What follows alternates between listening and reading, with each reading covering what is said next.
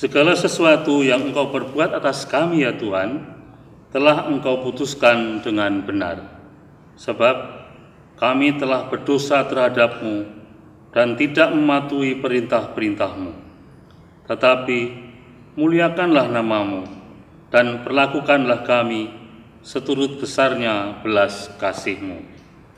Saudara yang dikasihi Tuhan, kita bertemu kembali dalam Inspirasi Sabda Gereja Kristus Raja Bajiro Yogyakarta hari ini Minggu 27 September 2020. Berkah dalam. Hari ini kita diajak untuk merenungkan sabda Tuhan dari Injil Matius bab 21 ayat 28 sampai dengan 32. Mari kita simak bersama-sama. Sekali peristiwa, Yesus berkata kepada imam-imam kepala dan tua-tua bangsa Yahudi, "Bagaimana pendapatmu? Ada orang mempunyai 2 anak laki-laki. Ia pergi kepada yang sulung dan berkata, 'Anakku, pergilah bekerja di kebun anggur hari ini.' Jawab anak itu, 'Baik, Bapak.' Tetapi ia tidak pergi. Lalu orang itu pergi kepada anak yang kedua dan berkata demikian juga. Dan anak itu menjawab, 'Tidak mau.' Tetapi kemudian ia menyesal, lalu pergi juga.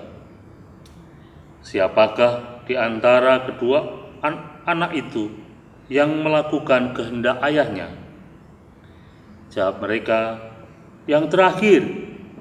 Maka berkatalah Yesus kepada mereka, "Aku berkata kepadamu, sesungguhnya pemungut-pemungut cukai dan para pelacur akan mendahului kamu masuk ke dalam kerajaan Allah.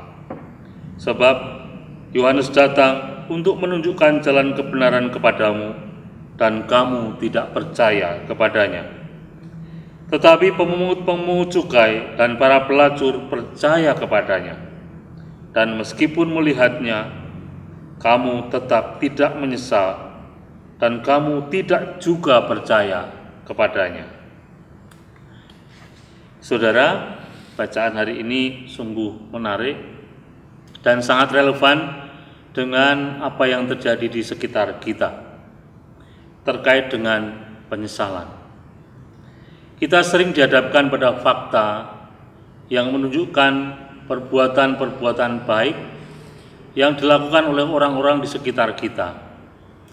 Tetapi kita lebih sering nyaman dengan pilihan hidup kita sendiri yang lebih mengutamakan kenikmatan badan dan daging belaka.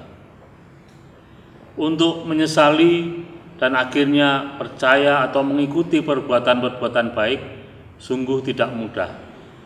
Dibutuhkan kerendahan hati yang luar biasa sehingga kita bisa menyadari atau bisa timbul kesadaran akan perbuatan kita yang kurang tepat, yang salah, yang tidak sesuai dengan sabda dan perintah Tuhan.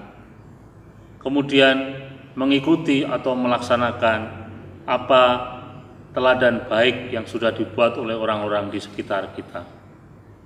Apalagi jika yang memberi teladan baik adalah orang yang dalam strata sosial atau ekonomi lebih rendah dari kita. Kita merasa hina ketika harus mengikuti teladan baik dari orang-orang itu. Kita merasa derajat kita menjadi lebih rendah atau semakin rendah ketika kita mengikuti mereka yang secara strata sosial dan ekonomi lebih rendah dari kita. Padahal sebenarnya yang terjadi adalah sebaliknya. Ketika kita mau meneladani perbuatan baik dari siapapun juga dia, maka pada saat itu juga kita ditinggikan di hadapan Allah. Sekarang pilihannya kembali kepada kita masing-masing.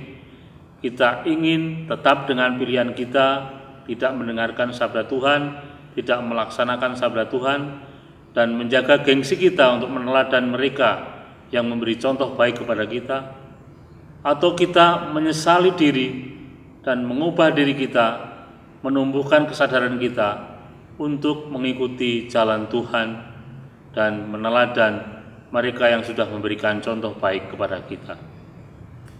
Bagaimana saudara? Apa pilihan Anda? Berkah dalam.